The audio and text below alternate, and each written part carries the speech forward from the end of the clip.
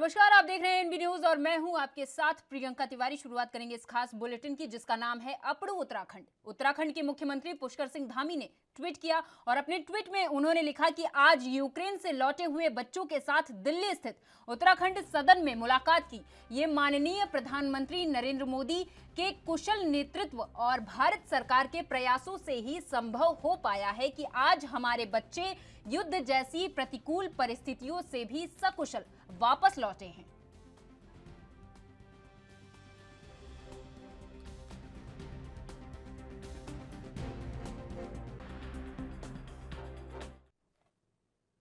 Dineshpur ward number 4 में Ukraine से अपने घर पहुंचा छात्र अमन राय के आवास पर कैबिनेट मंत्री अरविंद पांडे पहुंचे, जहां पहुंचकर उन्होंने अमन राय का अभिनंदन किया।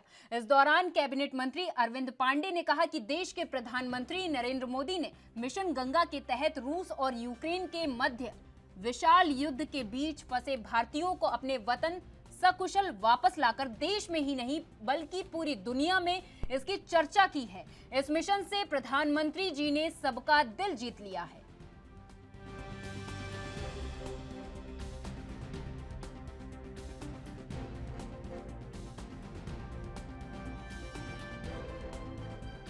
अजल भाई, मैं सबसे पहले जो यूक्रेन से हमारे बच्चे हिंदुस्तान के कोने कोने के किसी प्रदेश के भी हों, बहुत सुरक्षित स्वदेश लौट के आए हैं, मैं उनका अभिनंदन करता हूं, उनका स्वागत करता हूं और भगवान का मैं धन्यवाद दूंगा कि इस महायुद्ध में भी हमारे हिंदुस्तान के बच्चों की जीवन बची। इसके पश्चात मैं हिंदुस्तान की सरकार का, मैं मोदी जी का धन्यवाद किन शब्दों में दूं? हमारे पास शब्द नहीं साहब, शब्द छोटे पड़ जा गए, लेकिन इन भारत सरकार के जो काम है अतुलनीय है साहब, अतुलनीय। इन विषम परिस्थितियों में यूक्रेन में अपनी सरकार के कैबिनेट मंत्रियों को उनकी जिंदगी दांव पर लगा के जिस उद्देश्य के लिए संविधान की रक्षा की जाती है, लोकतंत्र को बनाया जाता है, संविधान बनाया जाता है, सरकारें बनाई जाती हैं, उस दायित्व को निभाने का काम हिंदुस्तान के प्रधानमंत्री जी मोदी जी ने किया है। और आज हमारे विधानसभा क्षेत्र में दिनेशपुर में हमारे मित्र दीपंकर जी, इनका बेटा यूक्रेन में MBBS के लिए गया हुआ था, जिसका नाम अमन है। आज मोदी जी के प्रयासों से, भारतीय जनता पार्टी के प्रयासों से आज वह बच्चा हमारे बीच में सकुशल लौट के आया है। हमारे दिल से पूछ के देखो, उनके माता पिता से पूछ के देखो, उस बच्चे के दिल से पूछ के देखो कि यूक्रेन में जहाँ लोग जिंदगी मौत की जंग लड़ रहे हैं, ऐसी परिस्थितियों में भी हमारी सरकार ने आउट ऑफ वे जाके काम करके हिंदुस्तान के लोगों के दिल में जगह बनाने का काम किया साहब।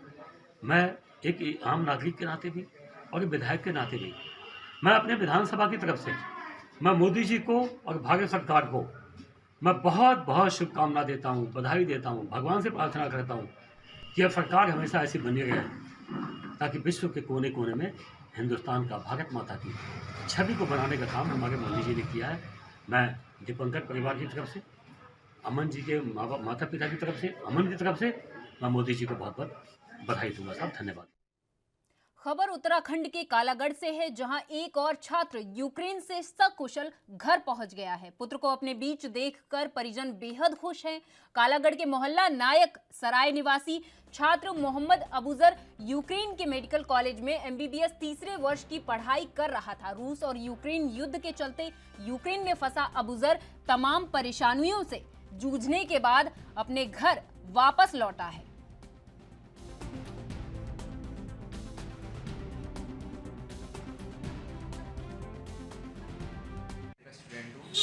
मैं 24 तारीख में वहाँ, मुझे जैसे कि सुबह 6 बजे वहाँ ब्लास्ट हुआ, तभी से पैनिक मच गया था एक तरह से। वहाँ से हमने तभी निकले 25 तारीख के लिए रोमानियन बॉर्डर के लिए। वहाँ हमें बहुत दिक्कत आई, ना हमें कोई एम्बेसी मिली। वहाँ हमने 3 दिन वहाँ अपने गुजारे। 3 दिन -7 डिग्री टेम्परेचर में वहाँ से हम निकले बड़ी मुश्किल से अपने उससे। और फिर वहाँ से हम गए बुकारेस्ट कैपिटल है रोमेनिया की, वहाँ 400 किलोमीटर है। वहाँ से बस से गए। बस से जाने के बाद वहाँ 3 दिन स्टे किया हमने। वहाँ भी कोई एम्बेसी नहीं थी। वहाँ से हमने प्रोटेस्ट की।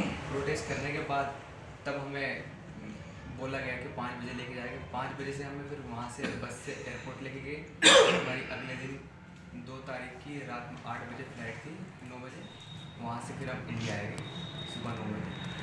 भारत सरकार ने बहुत मदद की, जैसे कि मुझे रोमानिया के कैपिटल से लिया उन्होंने, कैपिटल से मुझे इंडिया तक मेरे घर तक पहुँचाया, बहुत मदद की है।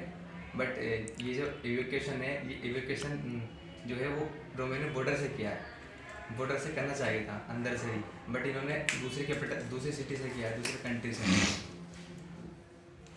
तो हम सभी परेशान थे घर वाले, जब हमारे घर आए हम बहुत खुश हुए।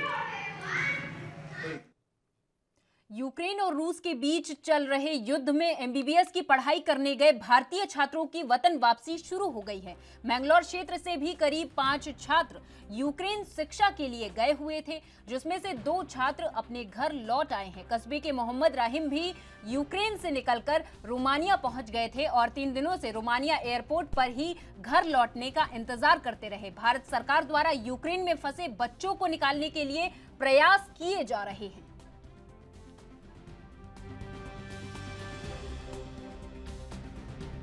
हम बॉर्डर क्रॉस जब कर गए तो वहाँ पे एम्बेसी की, फिर तब वहाँ पे एम्बेसी की बसेस थी जो हमें शेल्टर होम में ले जाती थी। तो हम शेल्टर होम पहुँचे। शेल्टर होम में तो सही था सब कुछ, वहाँ पे तो सारी व्यवस्था थी खाने पीने की। तो हम वहाँ पे 2 दिन रुके और फिर वहाँ से हमारा ये हुआ कि एयरपोर्ट पे जाएंगे। फिर हम एयरपोर्ट पे गए, वहाँ पे बहुत भीड़ थी कि जिसका नाम आएगा उसकी फ़्लाइट्स होंगी।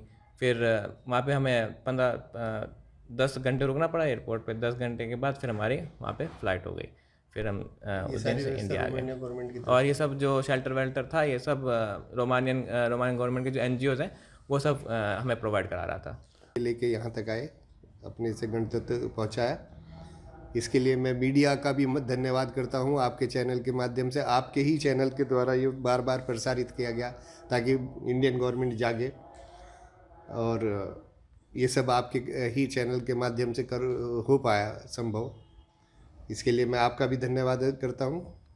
और सभी बीजेपी में अगला प्रदेश अध्यक्ष कौन होगा, इसको लेकर संगठन के भीतर नामों के पैनल पर विचार किया जा रहा। पूर्व सीएम रमेश पोखरियाल निशंक के साथ ही बीजेपी के प्रदेश महामंत्री कुलदीप कुमार के नामों की भी चर्चाएं तेज है। इस पूरी कवायद के बाद ये तो साफ है कि बीजेपी के उत्तराखंड अध्यक्ष मदन कौशिक जिस तरह आरोपों के घेरे में आए हैं, बीजेपी के बड़े नेता उनकी जांच होने की बात कह रहे हैं, तो पार्टी संगठन में बड़े स्तर पर बदलाव करने जा रही है।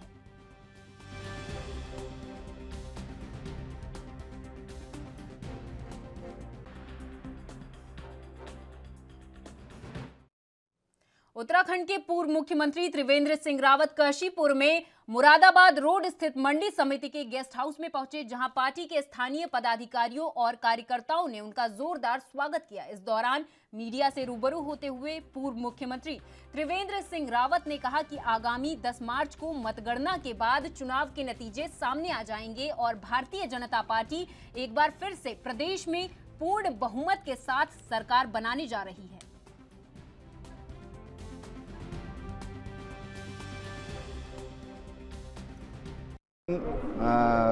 मतगणना होगी, उसके परिणाम सामने आएंगे। भारतीय जनता पार्टी एक बार फिर उत्तराखंड में सरकार बना रही है और वो भी प्रचंड बहुमत के साथ। ये बात मैं इसलिए कह रहा हूँ कि कई लोग, और आज मैं एक मीडिया में पढ़ रहा था कि साहब हम गवर्नमेंट बनने की संभावना है, निर्दलीय जीत कर बड़ी संख्या में आने वाले हैं। तो उत्तराखंड के लोगों ने हमेशा नेशनल पार्टी को ही अपना पक्ष दिया है, अपना मतदान किया है। और उत्तराखंड की जनता ये जानती है कि सरकारें एक दल की ही अच्छी होती हैं, वही ठीक से विकास कर सकती हैं और राज्य को स्थिरता प्रदान करने के लिए इस बार उत्तराखंड की जनता ने मतदान किया है। 5 साल का समय भारतीय जनता पार्टी को अभी तक मिला है और आने वाले 5 साल भी भारतीय जनता पार्टी के होंगे और पुष्कर सिंह धामी जी के नेतृत्व में एक बार फिर। हल्द्वानी स्थित नैनीताल बैंक के कर्मचारी प्रशिक्षण केंद्र और सभागार का भव्य उद्घाटन किया, जहां बैंक के प्रबंध निदेशक और मुख्य कार्यकारी अधिकारी ने परिसर में दीप प्रज्वलित कर फीता काटा। वहीं इस मौके पर प्रबंध निदेशक और मुख्य कार्यकारी अधिकारी दिनेश पंत ने बैंक की महत्वाकांक्षी योजनाओं के विषय में जानकारी देते हुए कहा कि बैंक उत्तराखंड के विकास हेतु अनेक योजनाओं के माध्यम से औद्योगिक और व्यावसायिक प्रतिष्ठानों को सरल और सस्ती दरों पर ऋण सुविधाएं प्रदान करने के लिए कृत संकल्पित है। वहीं बैंक क्षेत्र की आवश्यकतानुसार खुदरा और ऋण कृषि ऋण योजनाएं अत्यंत सरल शर्तों पर प्रदान कर रहा है।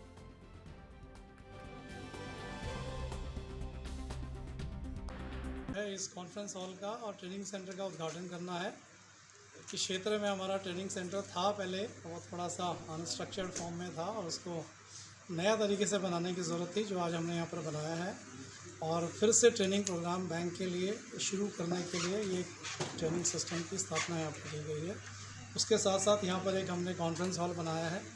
हमारा ये सबसे बड़ा क्षेत्र है, यहाँ पर 74 ब्रांचेस हमारी हैं और उन ब्रांच मैनेजर्स की मीटिंग करने के लिए, उनके साथ रिव्यू करने के लिए इस तरह के एक हॉल की ज़रूरत थी। और इस रीजन में सबसे बड़ा रीजन होने के नाते तो उसी के उद्देश्य से ये हॉल बनाया गया है। और ये state of the art hall जो है आज ये नैनीताल बैंक को मैं समर्पित करता हूँ। यहाँ के सभी स्टाफ को, सभी ऑफिसर्स को, सभी लोगों को मैं समर्पित करता हूँ।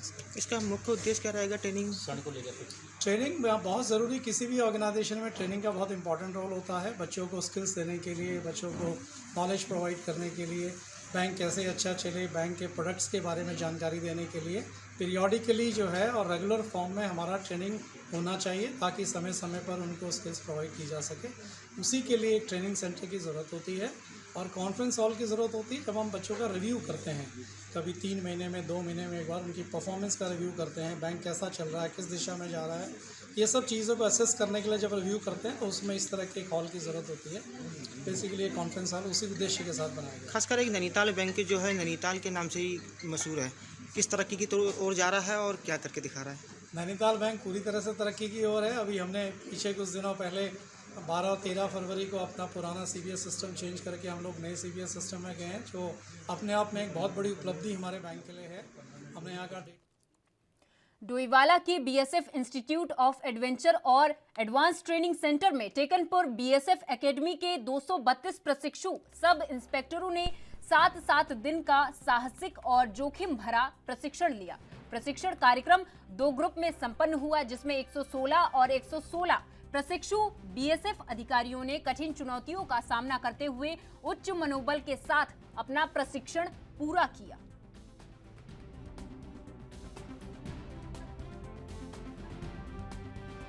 यहाँ पे जो हम सोच के आए थे उससे बहुत कुछ ज़्यादा सीखने को मिला। हमने तो सोचा था सिर्फ एडवेंचर्स करेंगे, पर हमें यहाँ पे छोटी छोटी टेक्निकल चीज़ें और बेसिक सर्वाइवल टेक्निक सीखने को मिली, जो कि बहुत इजीली कहीं हमें सीखने को नहीं मिलती। सिर्फ एक सिविलियन का एन्जॉयमेंट होता है एडवेंचर, पर हमारे लिए एन्जॉयमेंट से ज़्यादा था, क्योंकि हम ये अपने जीने के लिए और किसी और की जान बचाने के लिए काम में लगाएंगे। और हमने ये 7 दिन बहुत ही एंजॉय करके गुजारे हैं। एक टीम वर्क सीखा हमने, अपने कंफर्ट जोन से बाहर निकलकर अपनी हिम्मत, हमें पता भी नहीं था कि हम इतना कुछ कर सकते हैं, तो शायद हमने अपनी हिम्मत से ज़्यादा बढ़कर काम किया है। बहुत काम आने वाले आप लोग ये ज़्यादा। क्या नाम है, कहाँ से? 22 में हूँ और मैं उड़ीसा से हूँ। काफ़ी बेहतर जो हमारे ट्रेनीज हैं, इन्होंने 30 वीक से ज़्यादा की अपनी बेसिक प्रशिक्षण विधा कंप्लीट कर ली है। इस दौरान आपने देखा यहाँ आने के बाद, जैसे आपको अभी कमांडेंट BRT ने बताया है, तमाम विभिन्न प्रकार की एक्टिविटी में पार्टिसिपेट किया। जैसे कि BSF को चल के कई जगहों पे आपदा प्रबंधन में भी रिस्पांस करना पड़ता है। बाय द टाइम हो सकता है स्टेट डिजास्टर रिस्पांस फोर्स या नेशनल डिजास्टर रिस्पांस फोर्स ना आ पाएँ, उस चक्कर में इनको ये एक्सपोजर दिया जाएगा। आने वाले समय उनको काफ़ी काम आएगा। हाई एल्टीट्यूड में किस प्रकार इसके सर्वाइव करना है, कैसे ट्रैक करना है, कैसे रेस्क्यू करना है, तो काफ़ी इनके लिए बहुत अच्छा एक एक्सपीरियंस रहा। साथ में उन सबसे ज़्यादा इनका ये बेहतर रहा है कि अपने आप के ऊपर इनका यकीन बढ़ा है। कॉन्फिडेंस लेवल, इतने डिफ़िकल्ट चीज़ें अगर ये कर सकते हैं तो दैट मीन कि हम कर सकते हैं। वो करना आगे आने वाले बच्चे हो, इनके 20 वीक के प्रशिक्षण, 25 वीक के प्रशिक्षण में काफ़ी बेहतर काम आएगा और काफ़ी एक बहुत बढ़िया है इनके लिए एक छोटा सा एक दौर रहा, जो इनके प्रोफेशनल लाइफ में बहुत ही बढ़िया काम करेगा। BSF एकेडमी टेकनपुर में अभी ट्रेनिंग कर रहे 116 प्रशिक्षणार्थियों का 2 ग्रुप, जो 21 फरवरी से आज 5 मार्च के बीच में 116 के ग्रुप में आए थे 2 वीक के प्रशिक्षण के लिए, एडवेंचर ट्रेनिंग के लिए। और इन्होंने अपनी 1 वीक की प्रशिक्षण आज पूरा कर लिया है। इस प्रशिक्षण के दौरान हमने इनको, सबसे महत्वपूर्ण है कि हाई एल्टीट्यूड में आपको सर्वाइवल और रेस्क्यू कैसा करना है, उसके टेक्निक्स और उसके तरीके। और यहाँ रुकेंगे एक छोटे से ब्रेक के लिए, आप कहीं मत जाइए। ब्रेक के बाद भी खबरों का सिलसिला लगातार जारी है।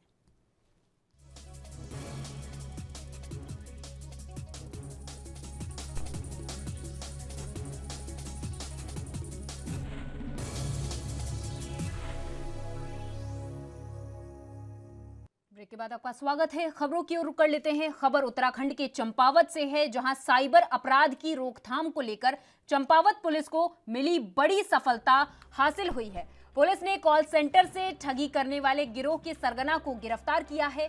भारत नेपाल सीमा के बनवसा पुलिस को सूचना दी गई कि एक व्यक्ति बैंक मैनेजर बताकर बैंक का काम होने की बात कहकर क्रेडिट कार्ड का नंबर मांगकर धोखे से उसके खाते से रकम निकाल ली गई। मामले को संज्ञान में लेते हुए पुलिस ने अभियुक्त फैज आलम को दिल्ली से गिरफ्तार कर लिया है। देखिए, ये बनबसा थाने में एक बैंक मैनेजर बनके, ये बैंक अधिकारी बनके लोगों के साथ ठगी करने वाले व्यक्ति का आज गिरफ्तारी की गई है। इसकी गिरफ्तारी दिल्ली से की गई है। बेसिकली ये बैंक मैनेजर बनके लोगों को फ़ोन करता था, तो उनके क्रेडिट कार्ड या डेबिट कार्ड की डिटेल लेके उनसे ऑनलाइन शॉपिंग करता था और ऑनलाइन शॉपिंग से जो सामान आता था उसको भी OLX पे बेच देता था।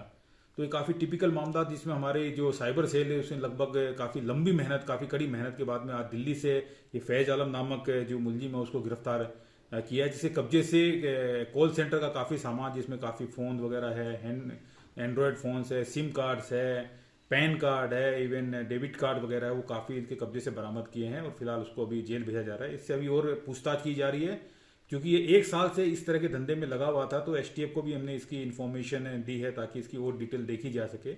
इसने कई इस तरह की और भी काम किए हैं, क्योंकि ये काफ़ी अच्छा खुलासा रहा है। तो इसको देखते हुए मेरी तरफ से टीम को 5,000 रुपये के इनाम की भी घोषणा की गई।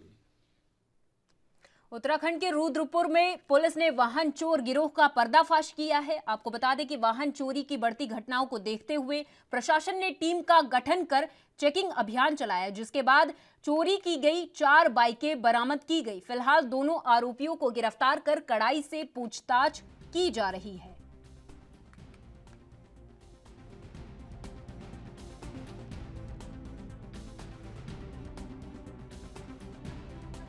और एक टीम बना करके, जिसमें सब इंस्पेक्टर विजय और अन्य हमारे कर्मचारी गण थे, इनके द्वारा 2 अभियुक्तों को पकड़ा गया, जिनके नाम है सूरज और विशाल।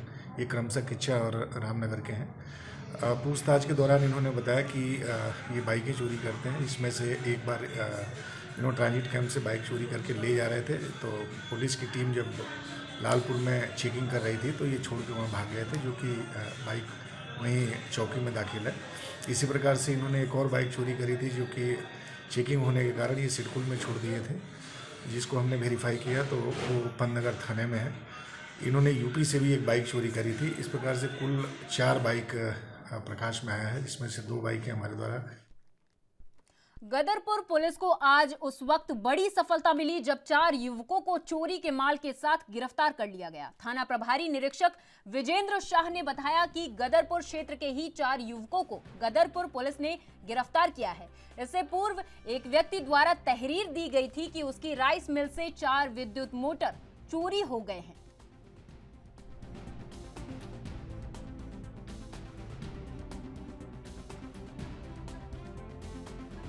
जी देखिए, अभी 2-3 दिन पहले SK राइस मिल्स डोंगपुरी में उसके मालिक द्वारा एक तहरीर दी गई कि उनके जो राइस मिल फैक्ट्री से 4 मोटर चोरी चली गई हैं रात्रि में।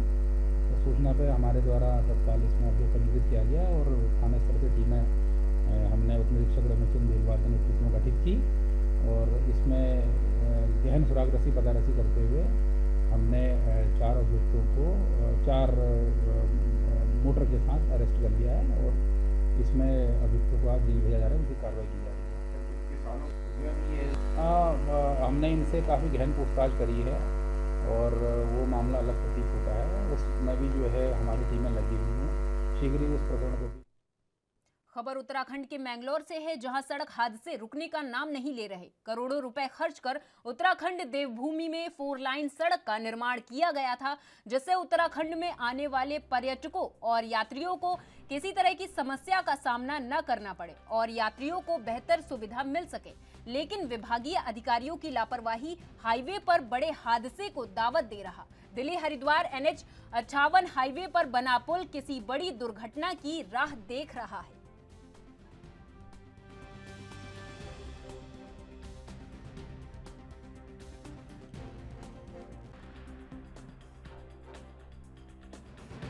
कोई भी बड़ी दुर्घटना हो सकती है, लोग बाग ध्यान ही नहीं दे रहे हैं, लोग आने जाने में बहुत परेशानी हो रही है, बहुत गहरा गड्ढा हो रहा है, बैरिकेड लगा देते हैं, कई बार मोटरसाइकिल टकरा के बैरिकेड और वो दोनों चीज़ गिर जाती हैं, लेकिन विभाग की कोई नज़र नहीं है उस पर। सोच रहे हैं कि बड़ा हादसा होने से पहले पुल ठीक हो जाए। इसका जो पुल है ये क्षतिग्रस्त हो रहा है, बहुत ज़्यादा टूट गया है।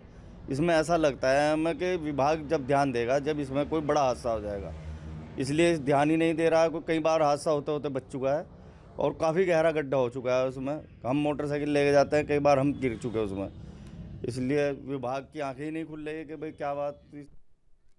कोटद्वार नगर निगम क्षेत्र लालबत्ती चौक पर बीते कुछ दिनों पहले असामाजिक तत्वों द्वारा एक रिक्शा चालक को लाठी डंडों से बुरी तरह पीटकर गंभीर रूप से घायल कर दिया गया। स्थानीय लोगों द्वारा घायल को बेस हॉस्पिटल कोटद्वार पहुंचाया गया, जहां उसे हायर सेंटर रेफर कर दिया गया, जिसको लेकर पीड़ित के परिवार वालों ने पुलिस थाने में जाकर अपर पुलिस अधीक्षक का घेराव किया और दोषियों पर मुकदमा दर्ज कर कड़ी कार्रवाई की मांग की गई। साथ ही परिजनों ने आरोप लगाया कि पुलिस बीते 4 दिनों से कोई कार्रवाई नहीं कर रही है।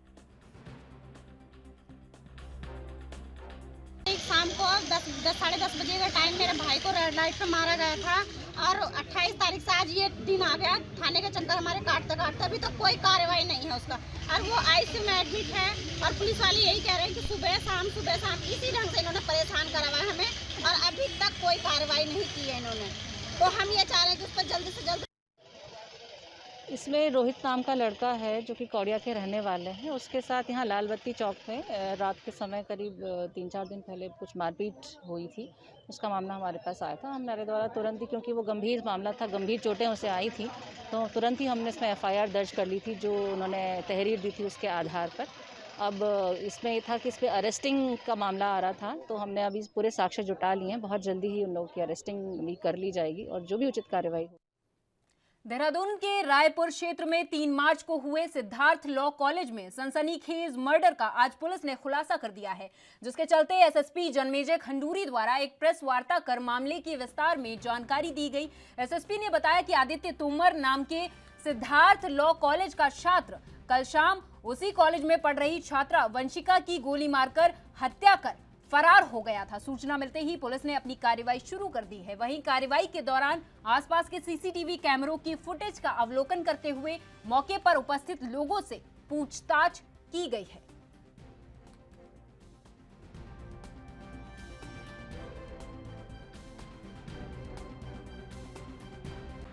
देखिए, ये 3 फरवरी जो कि कल था, कल की बात है कि एक मेल स्टूडेंट के द्वारा एक फीमेल स्टूडेंट को गोली मारकर उसकी हत्या कर दी गई थी। तो उसके बाद मौके पर पुलिस पहुंची थी, पुलिस ने वहां पर मौका मुआयना किया था। उसके बाद हमारे द्वारा टीमें गठित की गई थी कि जो अभियुक्त है उसकी गिरफ्तारी के प्रयास किए गए और आज अभियुक्त को हमारे द्वारा गिरफ्तार किया गया है। जहां तक अभी प्रथम दृष्टया पूछताछ से जो हम अभी तक चीज़ें सामने आ रही हैं कि किसी फ़ोटो पर कमेंट करने के चलते दोनों में विवाद हुआ था। इसमें कुछ सीनियर स्टूडेंट्स के द्वारा इससे माफ़ी मंगवाई गई थी, जिसके के कारण ये व्यथित होकर इसके द्वारा ये कृत्य कारित किया गया है। इसमें और क्या क्या एंगल थे उस पर इन्वेस्टिगेशन अभी जारी है और इन्वेस्टिगेशन के बाद और भी पहलू अगर मिलते हैं तो उन पर विवेचना की जाएगी। और मेरे साथ इस खास पेशकश में बस इतना ही। आप देखते रहिए ANB न्यूज़। नमस्कार।